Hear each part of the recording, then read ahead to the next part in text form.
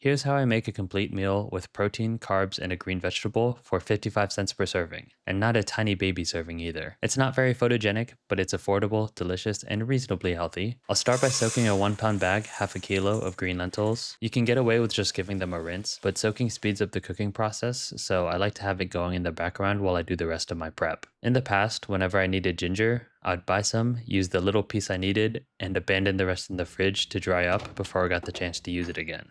Very wasteful. Nowadays, I make my own ginger paste. Let me show you. Here's all the ginger I'm willing to peel in one sitting. And here's the best tool for the job. The teaspoon is just so good at maneuvering around the bulbous shapes that ginger comes in. Any especially hard or dry bits that the spoon can't handle, you can just cut off with a knife. If you're not able to or simply don't want to peel a bunch of ginger, I respect that. You can buy ginger paste pre-made. It usually comes with some extra ingredients to make it fridge stable. Nothing harmful, but it makes the taste a little less fresh in my opinion. Though I do find that the taste of store-bought ginger paste is not noticeably different in a flavorful stewed dish like this one. So do what's most convenient for your time and capabilities. Just to help the food processor along, I'll cut these into chunks, then process into a paste.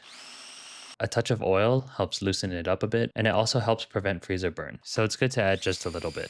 I'll scoop this into a gallon-sized Ziploc bag and then spread it out so it takes up the entire bag. Oops, I forgot I need some right now. I'll take about a tablespoon and set that aside. For the rest, use a thin object to press a grid pattern into the ginger. I just happened to reach for a chopstick, but the spine of a kitchen knife works as well. And I know everyone watching has one of those. Throw this in the freezer, and whenever you need to break off a square, or even little sections of a square, it's super easy and you have the freshest ginger paste on demand. You can do the same thing with garlic too. For garlic, I don't recommend getting the paste at all. The taste between fresh garlic, even frozen, is way stronger than the store-bought stuff. Plus, you can easily buy pre-peeled garlic, which makes this a cinch. Add a touch of oil, blitz into a paste. I'll set aside 2 tablespoons of garlic for the recipe, and throw the rest in the Ziploc bag where it gets the same treatment. The last bit of prep here is 1 big boy onion. I'm going for a reasonably small dice, but I wouldn't stress about getting my onion chunks perfectly even or anything. It's not that kind of recipe.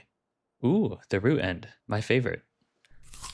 Before we cook, I'll drain the soak water from the lentils. There's some evidence that suggests that draining the bean soak water reduces the amount of oligosaccharides that give people gas. I've never noticed a difference, but I also eat a lot of beans. That's my secret, Captain. I'm always gassy. I'll also re-add 7 cups of water. This is the amount I'm gonna boil the lentils in, and I like to measure it now when I don't have anything on the stove going that I need to watch. It's cooking time. Lentils double in size when you cook them, so make sure you have enough space to handle that. Start by frying the onion in oil on medium heat. I like to cook it until it's soft and starts to brown.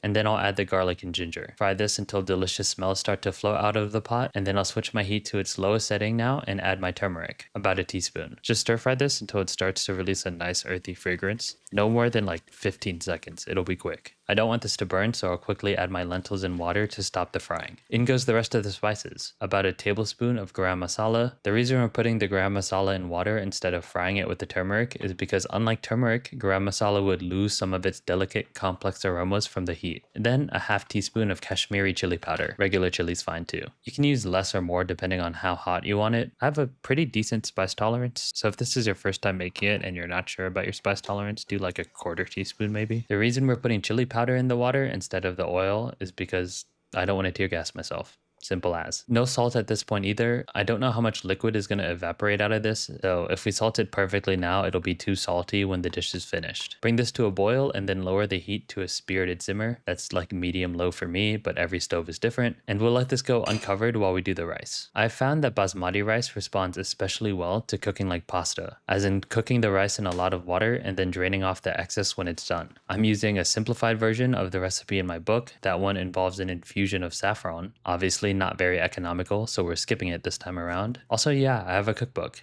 This recipe is my favorite. Here, I'll flip through it so you can get a few more recipes for free. You gotta pause though. Ooh, too slow. Back to the rice. I'll add half a cup of rice to a large but not very precise amount of water. You just need enough for each grain to float around separately. Once the rice hits the water, I'm going to give it a quick stir to stop anything from clumping and set a timer for 15 minutes. I'll give my lentils a stir too. Lentils take about 20 minutes to cook, so it should be finished or about to finish once the rice is done. About 15 minutes later, we gotta test if the rice is done. And the most foolproof method is to just eat some. That's good. So I'll drain the rice now. We don't need to make any extra dishes. We can just put this back in the now dry pot that we cooked the rice in. As a bonus, the residual heat will keep that warm while we finish up the lentils. We gotta test if these are finished, so obviously, we taste them.